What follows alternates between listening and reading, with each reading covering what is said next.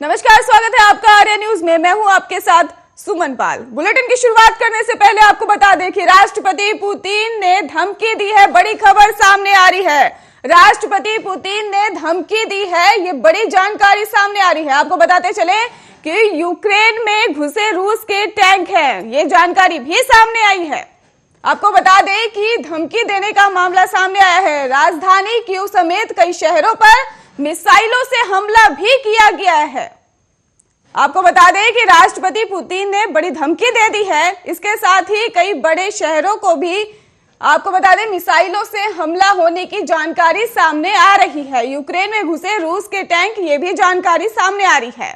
इस वक्त की बड़ी खबर से आपको रूबरू करवा रहे हैं। राजधानी कीव समेत कई शहरों पर इसको लेकर बातचीत हो रही है। आपको बता दें कि राष्ट्रपति पुतिन ने भी धमकी दे दी है।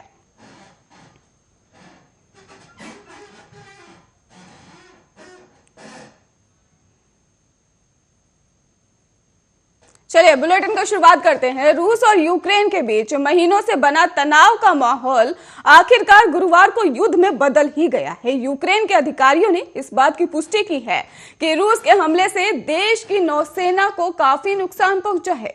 मिसाइल और रॉकेट से हुए हमले की वजह से कीव और खार्किव में यूक्रेनी सैन्य कमांड पोस्ट को तबाह हुई और हालांकि अभी तक इन हमलों की किसी के हताहत होने की सूचना फिलहाल नहीं है। वहीं जानकारी यह भी है कि रूस के हमले के बाद यूक्रेन ने एहतियातन सभी नागरिक विमानों की उड़ानें जो है वो रद्द कर दी हैं। आपको बताते चले कि यूक्रेनी अधिकारियों का कहना है कि रूस ने ही बैलिस्टिक और क्रूज मिसाइलों को कीव में कई जगहों को निशाना बनाया है। यूक्रेन से विदेश मंत्री दिमित्रो कुलेबा ने भी बताया है कि यूक्रेन के शांतिपूर्ण शहरों पर हमले हो रहे हैं। यूक्रेन अपना बचाव करेगा और जीतेगा। रूस ने जंग का ऐलान करते हुए एक साथ यूक्रेन के 11 शहरों पर अटैक कर दिया है। यूक्रेन की राजधानी कीव समेत यूक्रेन के पूर्वी हिस्से में मौजूदा शहरों को निशाना बनाया गया है। वहीं रूस के हमले पर ही अमेरिका के राष्ट्रपति जो बाइडेन ने भी अपनी प्रतिक्रिया दी है। उन्होंने साफ तौर पर कहा है कि इस हमले से होने वाली हर मौत के लिए रूस जिम्मेदार होगा। अमेरिका और उसके सहयोगी देश जल्द मिलकर प्लान बनाएंगे और रूस को जवाब दिया जाएगा। बाइडेन ने कहा कि मैं आज शाम व्हाइट हाउस में स्थिति की निगरानी करूंगा और अपनी राष्ट्रीय सुरक्षा टीम से नियमित अपडेट प्राप्त करूंगा। कल मैं सुबह अपने G7 समकक्षों से मिलूंगा और हम अपने नाटो सहयोगियों के साथ ही समन्वय करेंगे।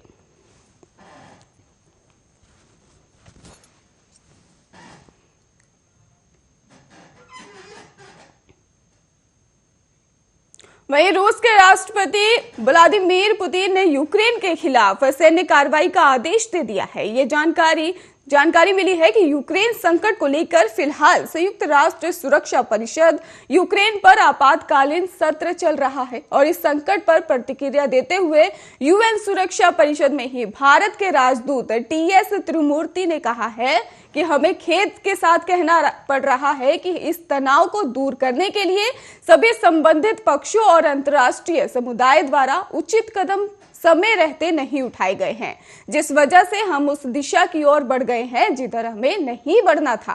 गौरतलब है कि सप्ताह में ये दूसरी बार होगा जब यूक्रेन पर चर्चा के लिए संयुक्त राष्ट्र सुरक्षा परिषद में बैठक हो रही है। पुतिन ने कहा है कि रूस की यूक्रेन पर कब्जा करने की कोई योजना नहीं है, लेकिन रूस किसी भी बाहरी खतरे का तुरंत जवाब देगा।